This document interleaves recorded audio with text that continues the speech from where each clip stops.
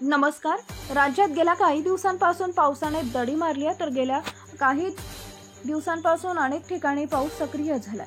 मात्र हवामान विभागाने वर्तवलेल्या अंदाजानुसार राज्यात पुढील 5 दिवस मुसळधार पाऊस पडण्याचा अंदाज व्यक्त करण्यात आला आहे। मराठवाड्यात मात्र मध्यम पावसाची शक्यता वर्तवण्यात आली आहे। मात्र त्या व्यतिरिक्त कोकण, मुंबई आणि विदर्भात मुसळधार पावसाचा अंदाज व्यक्त करण्यात आला। दक्षिण गुजरात ते कर्नाटक किनारपट्टीवर हवेच्या कमी दाबाचा पट्टा तयार झालाय, त्यामुळे महाराष्ट्रातील कोकण किनारपट्टीवरील जिल्ह्यांसह विविध भागात पुढील 5 दिवस मुसळधार पावसाचा अंदाज वर्तवण्यात आला आहे।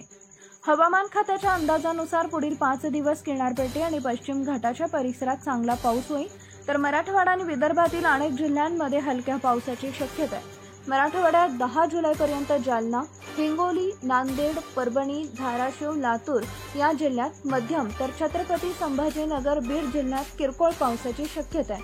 तर पुणे, नगर, सातारा, सांगली, कोल्हापूर, सोलापूर या जिल्ह्यात तसेच नाशिक जिल्ह्यात शुक्रवारपासून मध्यम ते जोरदार पावसाची शक्यता आहे।